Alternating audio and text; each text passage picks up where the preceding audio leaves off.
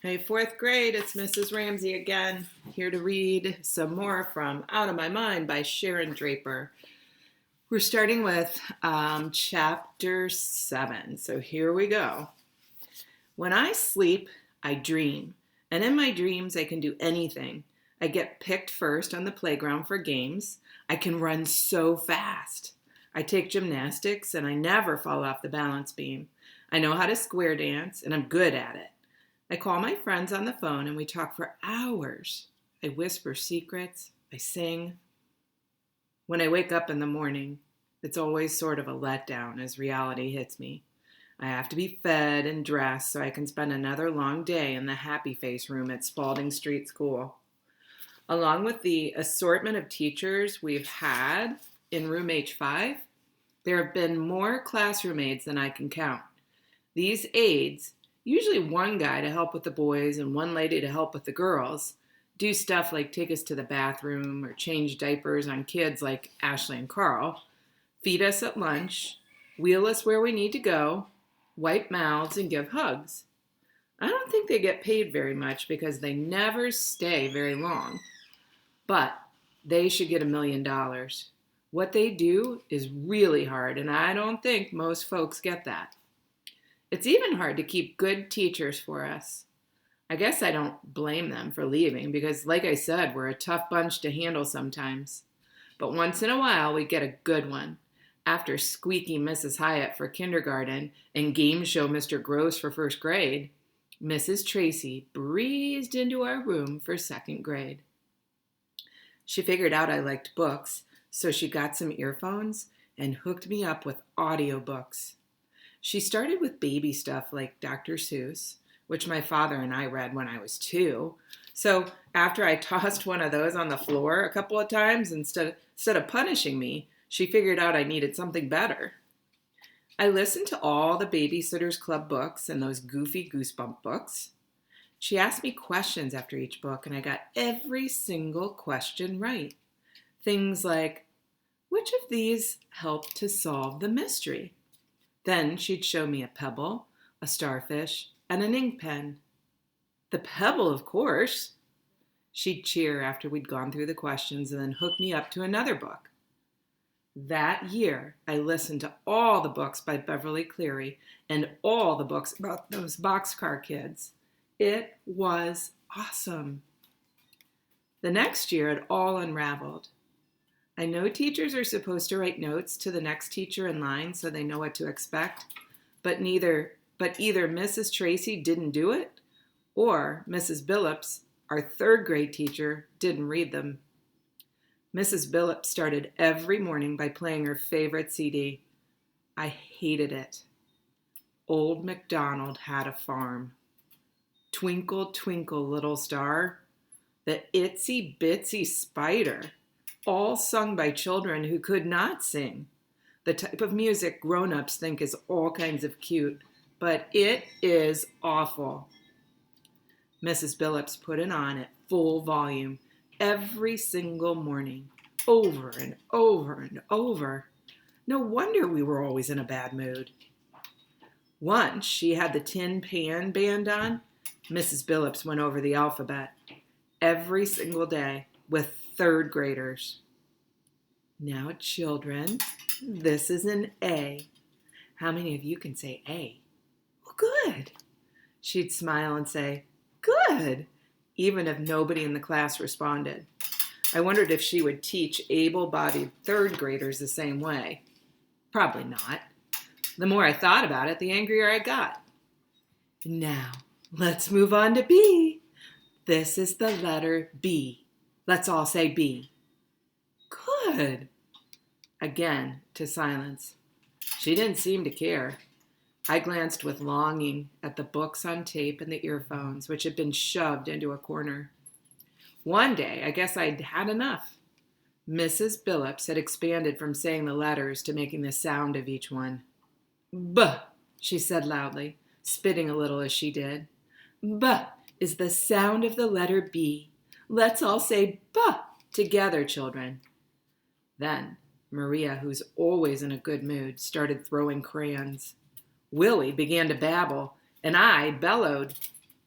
I may not be able to make clear sounds, but I can make a lot of noise. I screamed because I hated stuff that was just plain stupid. I screeched because I couldn't talk and tell her to shut up. And that made me cry because I'd never be able to tell anybody what I was really thinking. So I screamed and yelled and shrieked. I cried like a 2-year-old. I would not stop. Then my tornado explosion took over. I flailed and jerked and basically spazzed out. I kicked so hard that my shoes popped out of the foot straps of my chair. That made me tilt to one side, and I screamed even louder. Mrs. Billups didn't know what to do. She tried to calm me down, but I didn't want to be calmed. Even the aides couldn't stop me. Jill and Maria started to cry. Even Ashley, dressed all in yellow that day, looked upset. Freddie spun his chair around in circles, glancing sideways at me fearfully. Carl hollered for lunch. Then he pooped it in his pants again. The whole class was out of control, and I kept screeching. The teacher called Mrs. Anthony, the principal, whose eyes got wide as she opened our door. She took one look at the situation and said tersely, "Call her mother." She could not have left any more quickly. A moment later, the teacher had my mother on the phone. "Mrs. Brooks, this is Melody's teacher, Anastasia Billups. Can you come to the school right away?" I knew my mother had to be worried. Was I sick? Bleeding? Dead? "Oh, no, she's not ill. She's fine, we think," Mrs. Billups was saying in her most professional-sounding teacher voice. "We just can't get her to stop screaming. She's got the whole class in an uproar." I could picture my mother on the other end of the line, trying to figure out what was going on. Luckily, it was her day off. I knew she'd be there in a few minutes. So I gradually calmed down and finally shut up. The other kids quieted down as well, like somebody had clicked the off switch. Old MacDonald continued to play. My mother arrived faster than I thought possible. When I saw her jeans and dirty sweatshirt, I realized she'd dropped everything and jumped in the car. She ran over to me and asked what was wrong. I took a few deep, shuddering breaths, and then I pointed to the alphabet on my talking board and screeched some sounds of frustration. "This is about the alphabet?" my mother asked. "Yes," I pointed, then pounded on the answer. She turned to Mrs. Billups. "What were you working on before all the screaming started?" Mrs. Billups replied in that superior tone that teachers dressed in nice red business suits use when they're talking to mothers with dirty shirts on. "We were reviewing the alphabet, of course. The sound of the letter B, if I recall. I always start with the basics. These children need constant review because they don't retain information like the rest of us." My mother was getting the picture. "So you were going over the ABCs?" "Correct. It's February." "I beg your pardon?" "School started in August. You haven't gotten past the letter B in 6 months?" Mom was bawling and unballing her fists. I have never seen my mother hit anything, but when I see her doing that, I always wonder if she might. "Who are you to tell me how to run my class?" the teacher asked angrily. "And who are you to bore these children with mindless activities?" my mother snapped back. "How dare you?" the teacher gasped. "I dare anything for my daughter," Mom replied, her voice dangerous, "and for the rest of the children." "You don't understand," the teacher began. Mom interrupted her. "No, Mrs. Billups, it is you who don't understand." Mom looked like she was trying to calm herself down because she then said, "Look, have you ever said to yourself, if they show me that stupid commercial on TV one more time, I think I'll just scream?" Mrs. Billups nodded slowly. "Or, if I have to sit 5 more minutes in this traffic jam, I'll simply explode?" "Well, yes, I suppose," she admitted. "Well, I think that's what happened to Melody." She said to herself, "If I have to go over those letters one more time, I'll just scream." So she did. I really don't blame her, do you? Mrs. Billups looked from my mother to me. I guess not, now that you explain it that way, Mrs. Billups finally said, her voice now as calm as my mother's. Melody knows her alphabet, all the sounds of all the letters and hundreds of words on sight. She can add and subtract numbers in her head. We discussed this at our last parent conference, didn't we? I could tell my mother was trying to control her temper. Oh, I thought you were exaggerating, the teacher said. Parents aren't always realistic when it comes to these children. If you call them these children one more time, I might scream, my mother warned. But Melody does have mental and physical limitations, Mrs. Billup argued, trying to put Mom in her place, I guess. You have to learn to accept that. And the fire was back. Melody can't walk. Melody can't talk. But she is extremely intelligent. And you better learn to accept that, Mom spat out. The teacher backed up an inch or two. Didn't you read her records from last year? Mom demanded. Melody loves listening to the books on tape. I try to approach each child with an open mind and not be influenced by other teachers. All the records are in a box someplace. Maybe you should find that box, my mother said, her lips tight. Well, I never, Mrs. Billups countered. Well, maybe that's your problem, Mom replied with a grin. Then she tilted her head and turned toward the CD player. Oh, one more thing. May I see that wonderful CD you're playing? Of course, Mrs. Billups said, smiling a little. The children love this. Do they? Mom asked. The teacher lifted the disc from the player. Twinkle, twinkle, silence. Willie sighed out loud. Mom took the CD, dug down in her purse for a moment, gave Mrs. Billups a $5 bill, and deftly snapped the disc in half. That music was cruel and unusual punishment. Freddie and Maria cheered. Gloria whispered, "Thank you." For a moment, I almost felt sorry for Mrs. Billups. She looked so confused. She just didn't get it. Mom walked over to the sink in our room, turned on the warm water, and soaked a stack of paper towels under the faucet. She came back to me and gently wiped my face with a warm, soggy wad. Nothing had ever felt so soothing. She then brushed my hair, adjusted the straps and buckles on my chair, gave me a quick hug, and went home. Mrs. Billups quit her job after spring break, so we ended up with a series of subs till the end of the year. I think she had figured it would be easy to work with people who were dumber than she was. She was wrong. Chapter 8. For a long time, it was just me, my dad, and my goldfish, Ollie. I was 5 years old when I got him, and I had him for almost 2 years before he died. I guess that's old for a goldfish. Nobody knew Ollie's name but me, but that's okay. Ollie had been a prize from a carnival Dad had taken me to, and I think Ollie's life was worse than mine. He lived in a small bowl on the table in my room. The bottom of the bowl was covered with tiny pink rocks, and a fake plastic log sat wedged in the rocks. I guess it was supposed to look like something from under the sea, but I don't think there are any lakes or oceans that really have rocks that color.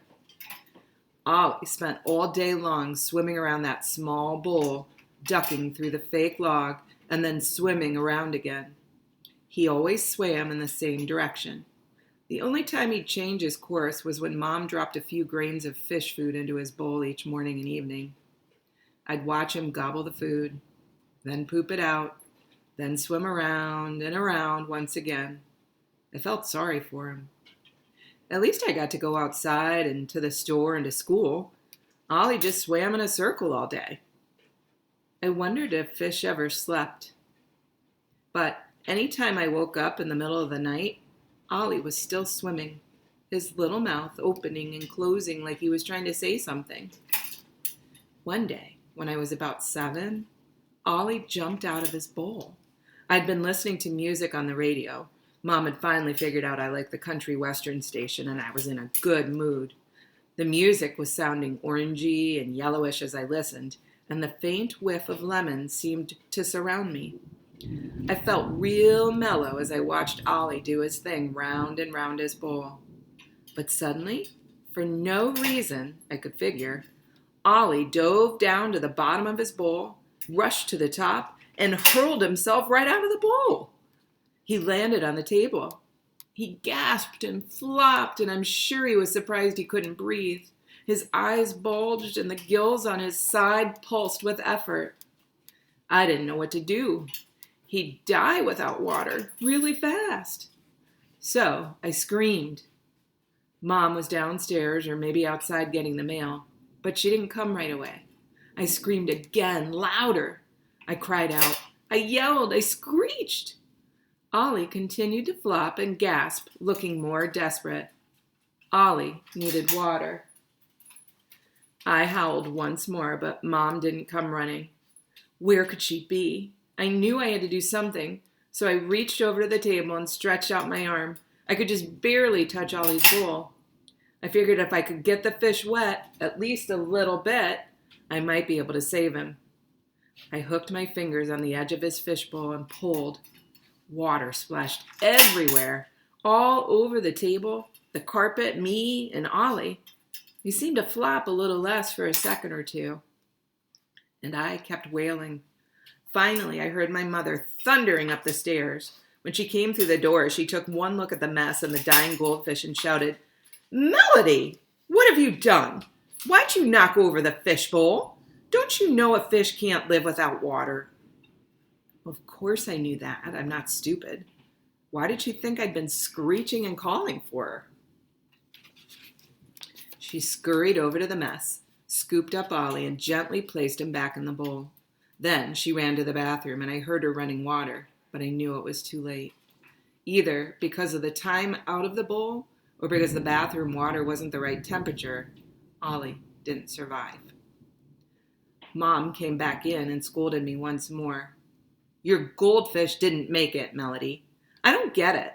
Why would you do that to the poor little fish? He was happy in his little world." I wondered if maybe Ollie wasn't so happy after all. Maybe he was sick and tired of that bowl and that log and that circle. Maybe he just couldn't take it anymore. I feel like that sometimes. There was no way I could explain to Mom what had happened. I really had tried to save Ollie's life. I just looked away from Mom. She was angry, and I was too. If she hadn't been so slow, Ollie might have made it. I didn't want her to see me cry. She cleaned up the mess with a sigh and left me with my music in an empty spot on my table. The colors had vanished. It was a long time before I was ready for another pet. But on my 8th birthday, my father bought a big box into the house. He seemed to have trouble holding on to it. When he set it on the floor in front of me, out exploded a flash of wriggling gold fun. A puppy! A golden retriever puppy! I shrieked and kicked with joy. A puppy! The clumsy little dog raced around the room, sniffing in every corner. I watched her every move, loving her right away. After exploring every table leg and piece of furniture, the puppy stopped, made sure all of us were watching, then squatted and peed right there on the carpet. Mom yelled, but only a little. That's when the dog knew she was in charge. She checked out Dad's bare toes, but she stayed away from Mom, who was trying to soak the spot out of the rug with paper towels and that spray stuff she uses in the kitchen. Finally, the puppy circled my wheelchair around and around like she was trying to figure it out. She sniffed it, sniffed my legs and feet, looked at me for a minute, and then jumped right up onto my lap like she'd done it 1,000,000 times. I barely breathed, not wanting to disturb her. Then, wow, wow, wow, she turned around 3 times and made herself comfortable. I think she made a noise like a sigh of satisfaction. I know I did. I stroked her soft back and head as gently as I could. I was the one who named her. Mom and Dad kept suggesting dumb names like Fuzzy and Coffee, but I knew as soon as I saw her what her name should be. I pointed to the bowl on the table, which held my most favorite candies, butterscotch caramel. They're soft enough to melt in my mouth so I don't have to chew, and oh, are they delicious. You want to call her Candy? Dad asked. I shook my head no, gently so the sleeping puppy wouldn't wake up. Caramel? Mom asked. I shook my head once more. Why don't we call her Stinky? Dad suggested with a grin. Mom and I just glared at him. I continued to point to the candy dish. Finally, Mom said, I know. You want to call her Butterscotch? I wanted to shriek, but I forced myself to stay calm. I tried real hard not to do anything that would knock that puppy off my lap. Ugh, I said softly as I continued to stroke the dog's silky fur. I didn't know that anything could be so soft, and she was all mine. It was the best birthday I have ever had. Butterscotch sleeps at the foot of my bed every night. It's like she read the book on what a great dog ought to do. Bark only when a stranger is at the door, never pee or poop in the house, she got over that puppy stuff, and keep Melody happy. Butterscotch doesn't care that I can't talk to her. She knows I love her. She just gets it. One day, a few months after I got her, I fell out of my wheelchair. It happens. Mom had given me lunch, taken me to the toilet, and wheeled me back into my room. Butterscotch trotted behind. Never in the way, just close by me all the time. Mom popped in a DVD for me and made sure my hands were properly positioned so I could rewind and fast forward the film. She didn't notice my seatbelt wasn't fastened, and neither did I. She traveled up and down the stairs, doing several loads of laundry. I'm awfully messy, and I guess she had started fixing dinner. The rich aroma of simmering tomato sauce floated up the stairs. Mom knows I love spaghetti. She peeked her head in to check on me and said, I'm going to go lie down for a couple of minutes, Melody. You okay for a few? I nodded and pointed my arm toward the door to tell her to go ahead. My movie was getting good anyway. Butterscotch sat curled next to my chair. She's outgrown my lap. So Mom blew me a kiss and closed the door. I was watching something I'd seen a million times. I was watching The Wizard of Oz. I think most people in the world can quote sections of that movie. No brains required. Because it's one of the movies that gets played over and over again on cable channels. But I know every single word in it. I know what Dorothy will say before she opens her mouth. I don't think we're in Kansas anymore, Toto. It makes me smile. I've never been to Kansas or Oz or anywhere more than a few miles away from home. Even though I knew it was coming, when the movie got to the part where the Tin Man does that stiff little dance to the music of If I Only Had a Heart, I cracked up. I laughed so hard, I jerked forward in my chair and found myself face down on the floor. Butterscotch jumped up immediately, sniffing me and making sure I wasn't hurt. I was fine, but I couldn't get back in my chair. Worse, I was going to miss the part where the cowardly lion gets smacked on the nose by Dorothy. I wondered how long Mom's nap would last. I didn't scream like that time Ollie had jumped out of the bowl. I wasn't upset, just a little comfortable. I tried to flip over, but I couldn't from the position I had landed in. If I could have seen the television from where I'd fallen, I might have been okay on the floor for a little while. Butterscotch makes a great pillow. But Butterscotch went to the closed door and scratched. I could hear her claws ripping at the wood. Dad wouldn't be happy when he saw that. But Mom didn't come. So Butterscotch barked. First a couple of tentative yips, then louder and more urgent. She jumped up and threw her whole body against the door, making loud thuds. She'd bark, then thud. Bark, then thud. Mom couldn't ignore all that racket. I'm sure it was only a few minutes, but it seemed like longer. Mom came to the door looking groggy. Her hair was all messed up. "What's going on in here?" she began. Then she saw me. "Oh, Melody, baby, are you okay?" She ran to me, sat down on the floor, and lifted me onto her lap. She checked everything: my arms and legs, my back, my face, my scalp, even my tongue. I wanted to tell her I was fine.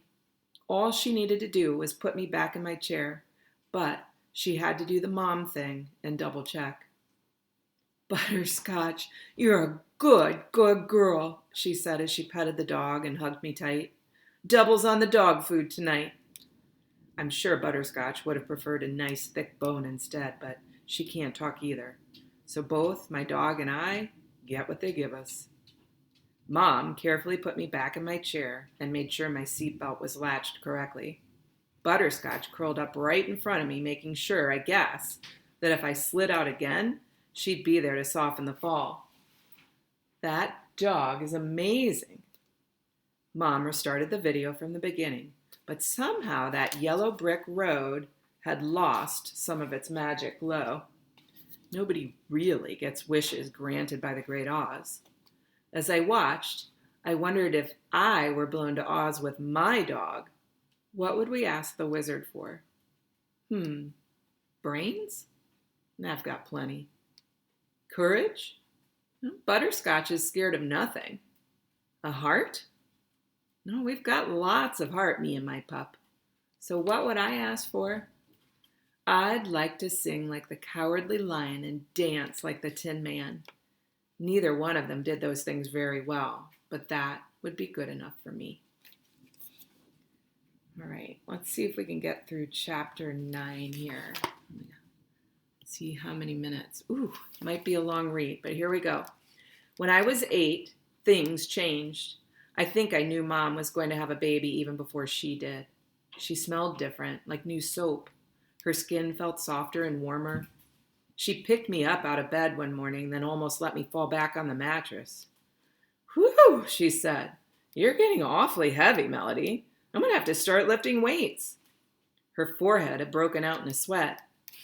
I don't think I'd gained any weight. It was Mom who was different. She sat down on the chair next to my bed for a few minutes and then suddenly ran out of the room. I heard her throwing up in the bathroom. She came back a few minutes later looking pale. Her breath smelled like mouthwash. "Ugh, I must have eaten something funky," she mumbled as she got me dressed. But I think she knew even then. I bet she was scared. When Mom finally figured it out, she sat down with me to break the news. "Melody, I have something wonderful to tell you." I did my best to look curious. "You're going to have a baby brother or sister real soon." I grinned and did my best imitation of surprise and excitement. I reached out and hugged her, and then I patted her stomach and pointed to myself. She knew what I meant. She looked me right in the eye. "We're going to pray that this little one is fat and fine and healthy," she told me. "You know we love you, Melody, just as you are, but we're hoping this child doesn't have to face the challenges that you do." Me too. From then on, she put Dad in charge of lifting me, and although she never talked about it again in front of me, I knew she was worried. She gobbled gigantic green vitamin pills, ate lots of fresh oranges and apples, and she had this habit of touching her bulging belly and mumbling a prayer. I could tell that Dad was scared too, but his worry showed up in funny little ways, like bringing Mom piles of purple irises, her favorite flower, or fixing her gallons of grape Kool-Aid or big plates of grapes. I don't know what made Mom crave purple stuff. Instead of watching hours and hours of the Discovery Channel, I found myself in my room staring at an empty TV screen, just thinking in the silence. I knew that a new baby was really time-consuming, and I also knew I took up a lot of time. How would my parents ever have time for both of us? Then, a real horrible thought popped into my brain. What if they decided to look into Dr. Hughley's suggestions? I couldn't make that thought go away. One Saturday afternoon, a few months before the baby was born, I curled up on the sofa, dozing. Mom had put pillows around me to make sure I didn't fall off. Butterscotch slept nearby, and Dad's favorite jazz station played a saxophone snoozer. Mom and Dad sat together on the smaller sofa, talking quietly together. I'm sure they thought I was asleep. What if? Mom said, her voice tight. It won't be. The chances are so small, honey, Dad replied, but he sounded unsure. I couldn't bear it, Mom told him. Oh, you'd find the strength, he said calmly, but it's not going to happen. The odds are... But what if? She insisted, interrupting him, and for only the second time I could remember, my mother started to cry. Everything is going to be fine, my father said, trying to soothe her. We've got to think positive thoughts. It's all because of me, my mother said softly. I perked up and listened harder. What do you mean? Dad asked. It's my fault that Melody is like she is. Mom was really crying hard then. I could hardly make out her words. Diane, that's crazy. You can't hold on to that kind of guilt. These things just happen. I could tell Dad was trying to be reasonable. No, I'm the mother, she wailed. It was my job to bring a child into the world safely, and I screwed it up. Every other woman on the planet is able to give birth to a normal baby. There must be something wrong with me. Sweetheart, it is not your fault. It's not your fault. And I could hear him pull my mom to him. But Chuck, I'm so scared this baby is going to be messed up too, she said in a shuddering breath. Please don't go there. Don't even think like that, Dad murmured. Statistically, what are the chances? 2 children who... And suddenly I couldn't hear him anymore because my head was pulsing with things I wanted to say but couldn't. I wanted to tell Mom that I was sorry that she was so sad and scared, that it wasn't her fault, that I was just the way I was and she had nothing to do with it. The part that hurt the most is I couldn't tell her any of it. During Mom's entire pregnancy, however, my parents' attention to me never wavered, even though, I worried that it would. Dad did lots more as Mom got closer to her due date. He did some of the laundry, most of the cooking, and all the lifting and carrying. I got to school on time every day and got my stories read to me every night, and the 3 of us waited and hoped and prayed. But Penny was born perfect and copper bright, just like her name. From the minute she came home from the hospital, she was a really happy baby. Mom truly did carry a little bundle of joy into the house. But I guess a new baby is rough on any parents, especially if they already have a kid like me at home. Sometimes there would be arguments. I could hear them through the bedroom wall. I need more help around here, Chuck, Mom would say, trying to keep her voice low. Well, you pay more attention to the baby than you do to me. Well, if you'd help more, I'd have more time for you. With 2 kids and one of them Melody, it's not easy. Well, I have to go to work, you know. Well, I have a job too. Don't throw that in my face. Plus, I'm up twice a night to nurse the baby. I know. I'm sorry, Diane. Dad always softened and let Mom win. It's just I'm so tired all the time, Mom would say, her voice muffled. I'm sorry. I'll do better, I promise. I'll take off work tomorrow. And we're going to have to stop right there. We're already at 33 minutes, boys and girls. So I will mark the page and we'll begin in the middle of chapter 9 and keep reading tomorrow. I hope you're enjoying this book. It's really one of my favorites. I'll see you tomorrow, everybody. Bye.